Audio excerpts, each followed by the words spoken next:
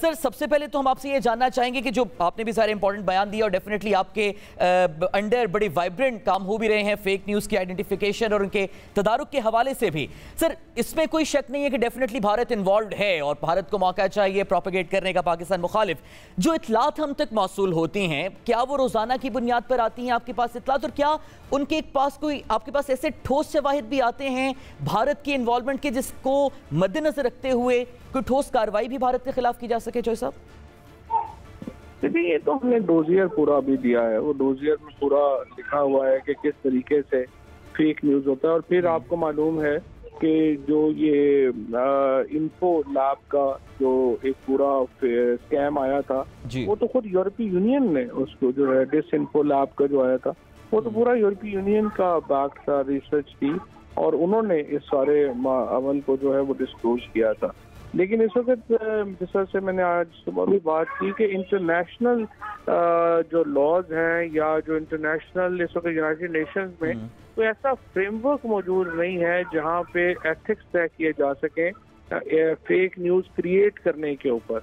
اور اس وقت چونکہ ایک انٹرنیشنل ایفرٹ جو ہے وہ ریکوائرڈ ہے اس سلسلے میں فیک نیوز کے خلاف، اور اب کافی فضا جو ہے وہ بن رہی ہے. اور یہ پاکستان ہی کا پرابلم نہیں ہے، مثال کے طور کے اوپر جب امریکن الیکشن ہو رہے تھے تو اس میں آپ دیکھیے کہ جو رشیا کے اوپر خود امریکن پریزیڈنٹ نے الزامات لگائے کہ وہاں سے فیک نیوز جنریٹ ہوتی ہے ان کے خلاف. تو یہ ایک انٹرنیشنل اس وقت پرابلم ہے جس سے ہر حکومت کسی نہ کسی سطح پہ نبٹ رہی ہے، لیکن ابھی تک ایک انٹرنیشنل فریم ورک تیار نہیں ہوا اور اس کی طرف جو ہے وہ دنیا کو بڑھنا چاہیے. ٹھیک ہے. اچھا صاحب آپ نے آج بھی ذکر کیا جو دو واقعات نور مقدم قتل کیس کا بھی اور جو مینار پاکستان واقعہ ہے، اب ڈیفینیٹلی اس واقعے پر پاکستان میں قانونی طور پر چارہ جوئی ہو بھی رہی ہے اور متاثرہ فریقین جو ہیں وہ بھی مطمئن ہے قانونی کارروائی سے، لیکن اس کو بھی بنیاد بنا کر پروپیگیٹ کیا جا رہا ہے پاکستان مخالف. اب اس کے تدارک کے لیے کیا کیا جائے گا گورنمنٹ آف پاکستان کی جانب سے؟ نہیں دیکھیے اس میں جو ایشو ہے نا وہ یہ ہے کہ آپ کا جو سارا اس وقت کیسز ہیں وہ ایک خاص سطح کے اوپر یا ان باتوں کے اوپر وہ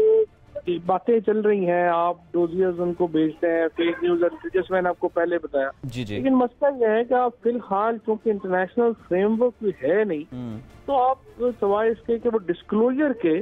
اگلا اسٹیپ اس میں کوئی اویلیبل نہیں ہے. تو اس کے اوپر جو ہے وہ ابھی ایک ایفرٹ باقی ہے، انٹرنیشنل ایفرٹ دیکھتے ہیں کہ اس طرف کیسے جاتی ہے. فی الحال ڈسکلوجر کی حد تک یہ ساری چیزیں. اچھا فواد صاحب ٹھیک ہے وہ تو ڈیفینیٹلی ہمارے پاس انٹرنیشنل کچھ اس طرح کے قوانین نہیں ہیں جن کی روشنی میں کارروائیاں کی جا سکیں ایسے پروپیگنڈا کے خلاف، لیکن فواد صاحب جب کوئی بیانیہ آتا ہے، جب نیریٹو کے مقابلے میں کاؤنٹر نیریٹو تو جنریٹ ہوتا ہے، ہم کس حد تک کوشش کر رہے ہیں اپنے ایک تو ایسے نیریٹوز کے مقابلے میں کاؤنٹر نیریٹوز کو جنریٹ کرنے میں اور دوسرا اپنے نیریٹوز کو جنریٹ کرنے میں، تاکہ ایسی فیک نیوز کے مقابلے میں دنیا کو حقیقت تو پتہ چلے کہ ہمارا اصل امیج کیا ہے اور اصل معاملات کیا ہیں؟ جی اس سلسلے میں تو خیر ہم نے اب بڑی ایفرٹ کی ہے. ہمارا جو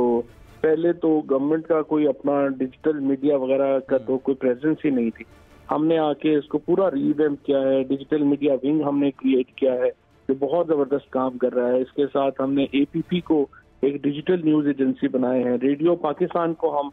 ڈیجیٹل کے اوپر لے کے آئے ہوئے ہیں. ابھی اب ریڈیو پاکستان کی ایپ دیکھیں گے تو وہ اویلیبل ہے اور بہت ہی زبردست پروگرام جو ہے ریڈیو پاکستان کے اس میں آ رہے ہیں. اسی طریقے سے جو باقی ایفرٹ ہے ہماری یہی ہے کہ الٹیمیٹلی ہم اس کو ایک روبسٹ پی ٹی وی کو ہم نے جو ہے ریڈو کیا ہے. اور یہ ساری جو ایک انفارمیشن منسٹری کی ایک اطلاعات کی ڈسیمینیشن یا جو ترسیل کے ایک ضمن میں ہم نے نئی ٹیکنالوجیز جو ہیں ان کو اڈاپٹ کیا ہے. ہم نے اس کو ٹرانسفارم کیا ہے پورے کی پوری منسٹری کو. اچھا فواد چوہے صاحب جو ایک اور بڑا معاملہ ملک کے اندر سے ایشوز کو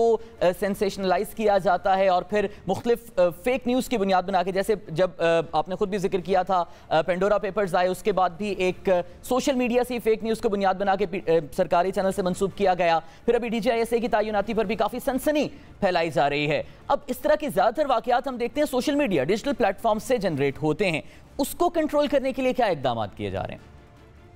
ایک تو سوشل میڈیا رولز جو ہیں وہ لے کے آئے ہیں، لیکن اصل اس کا جو کمپریہنسو حل ہے وہ تو پاکستان میڈیا ڈیولپمنٹ اتھارٹی اس کے اوپر چونکہ تحفظات تھے کچھ، اور وہ تحفظات کا ہمیں تو اب تک نہیں پتہ چلا کہ کیا تحفظات ہیں، لیکن ایسے چیٹرنگ کلاس میں کیونکہ اس کے اوپر بات چیت ہوئی کہ جی یہ نہیں ہونا چاہیے وہ نہیں ہونا چاہیے، اس کی وجہ سے اس کو کچھ جو ہے ہم نے کہا چلا یہ بتائیے، کنسلٹیشن کرتے ہیں، آپ بتائیں کہ کیا کریں۔ اب وہ اصل میں تو ایک کمپریہنسو جو اس کا طریقہ ہے وہ تو پی ایم ڈی اے میں ہم نے بنا دیا ہے، اور پورا فریم ورک ہم نے کریٹ کر دیا ہے کہ کیسے آپ اس کو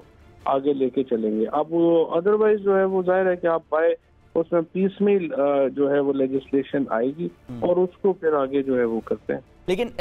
جو صاحب پی ایم ڈی اے کے معاملے پر بھی ظاہر ہے اسٹیک ہولڈرز میں کافی تضاد تھے، ڈیفینیٹلی آپ کی طرف سے پروپوزل تو سامنے آیا، آپ بھی کافی obviously پلیٹ فارمز پر اس کو ڈیفینڈ کرتے رہے، جسٹیفائی بھی کرتے رہے، کیا تمام اسٹیک ہولڈرز اب کسی حد تک مطمئن ہیں، ان کے تحفظات کو ایڈریس کیا گیا ہے، مستقبل کیا ہے اس پی ایم ڈی اے کا؟ سر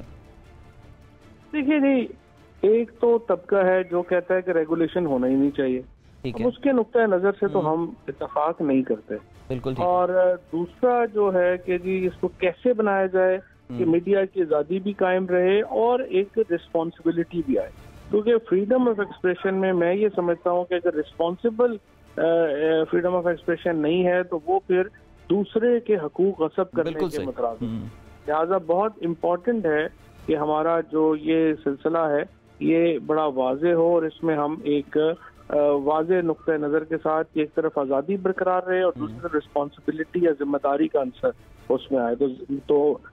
جرنلزم ذمہ داری کے ساتھ ہونا چاہیے، یہ بہت اہم۔ تو اس پر اسٹیک ہولڈر سے بات چیت ابھی چل رہی ہے یا پھر مکمل ہو چکی ہے آپ کی مشاورت؟ ہم نے اپنی کمیٹی کا بنا کے بھیج دیا ہوا ہے پی بی اے کو، ابھی تک ان کا کوئی جواب نہیں آیا، اور اب ہم انتظار کر رہے ہیں، میرے خیال ایک ہفتہ ہم اور دیکھیں گے، اس کے بعد پھر ان سے کر لیں گے، اگر وہ نہیں کرتے تو پھر we will go ahead with our own۔ ٹھیک ہے، بہت بہت شکریہ فواد چودھری صاحب ہمارے ساتھ موجود تھے۔